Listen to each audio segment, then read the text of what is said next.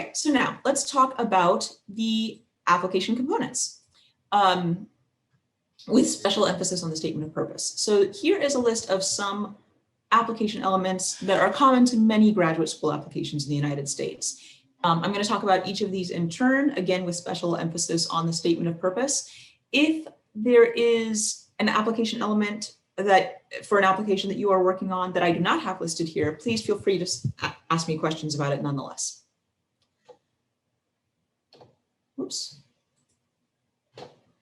Let's start with the more straightforward application elements. So application form, every one of your graduate applications will have a form where you give your address, email address, date of birth, citizenship, things like that.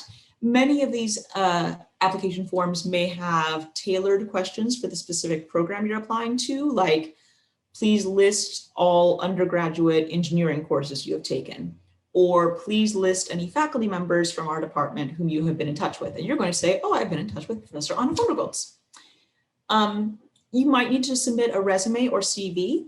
That's pretty straightforward. And since you're Europeans, you probably have CVs. It's perfectly fine to submit that.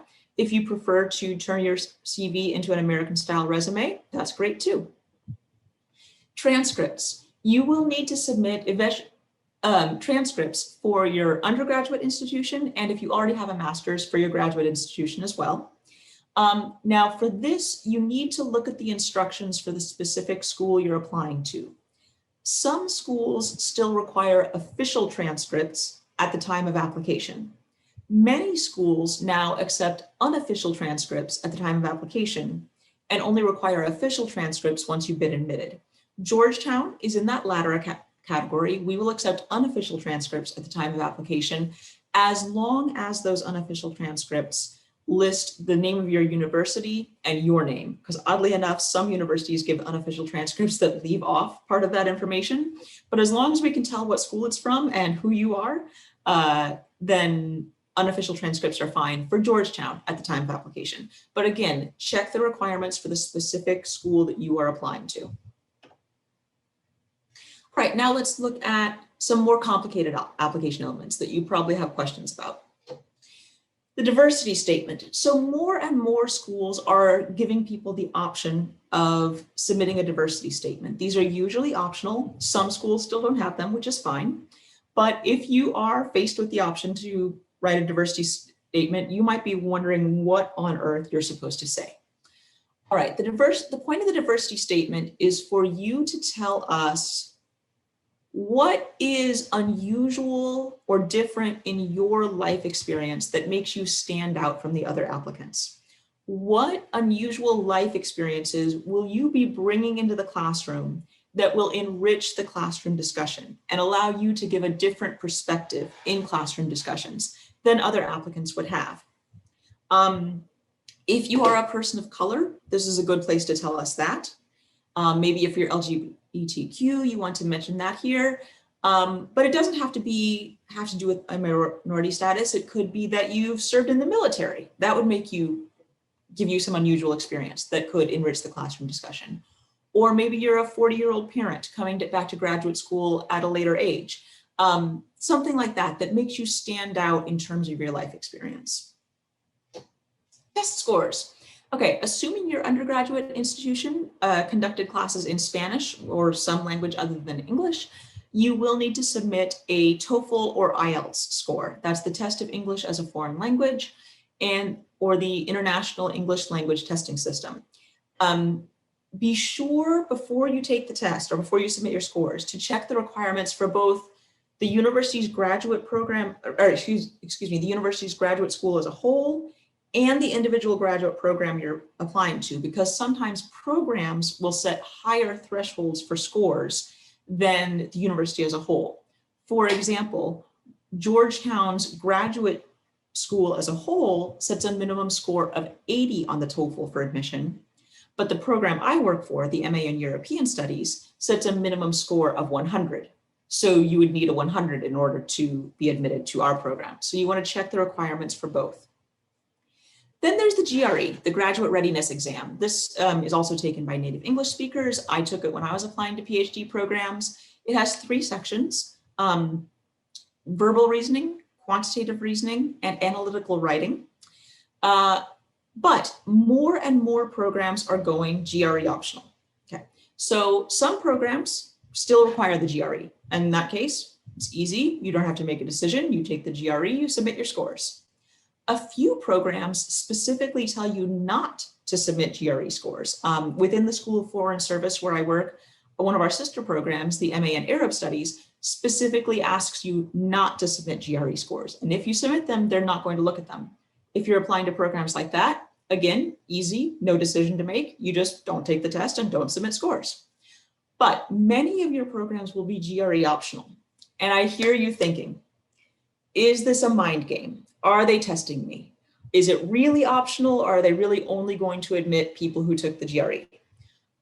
I promise you don't need to worry. If we say it's optional, it's truly optional. If we wanted to see your scores, we would still require it. For example, at my program, the MA in European Studies, last year, just 19% of our admitted applicants submitted GRE scores, which means that 81% of our admitted applicants did not submit GRE scores. It is truly optional. It's not a mind game. You can choose. So how do you choose? My personal opinion is that maybe if you're confident in your standardized test taking abilities and you think you'll be in the 80th percentile or higher on all 3 sections, you might want to choose to take the test and submit your scores. If you think you might be below the 80th percentile on some of the sections, then you might choose not to submit your scores, and that's perfectly fine too. All right, writing sample. Most graduate programs will ask for at least 1 writing sample in English because we're testing your ability to write at the graduate level in English. Not testing, we are looking at, investigating your ability. Please check the requirements for the writing sample carefully. This will vary by the specific program you are applying to. So my program actually gives you 2 options. You can submit either an extensive research paper that you wrote as an undergraduate, or you can write something from scratch and pick an issue of importance to European studies, past or present, and take a position on that issue. But that is truly unique to our program. So check the requirements for each specific program that you are applying to.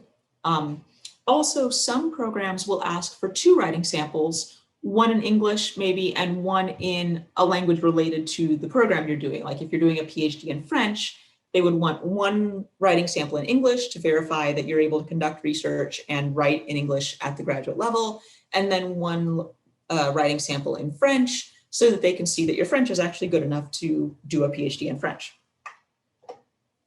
Letters of recommendation. Most graduate programs ask for 3 letters of recommendation. Some only ask for 2.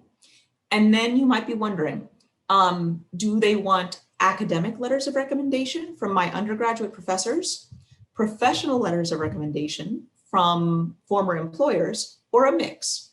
This again will be specific to the graduate program. Now, if you're applying for PhDs, almost all of them will prefer academic letters of reference. And the master's program that I work for prefers 3 academic letters of reference. We will accept 2 academic letters and 1 professional. Conversely, another master's program at the Walsh School of Foreign Service, the Master's in Global Human Development, prefers 3 professional letters of recommendation, and they will accept 2 professional and 1 academic. So again, check the requirements of the specific program. If you're not sure, ask. This is the most important thing to take away from this presentation, I would say. People like me are here to answer your questions. That is why they hire people like me, so that I can help shepherd you through the application process and answer your questions. We would much rather you ask now, and then we get to admit you because you're worthy, than that you don't ask and then you do something wrong and we decline your application even though you're very worthy of getting in. Please don't be shy. If you have questions, ask us your questions. I cannot emphasize that enough.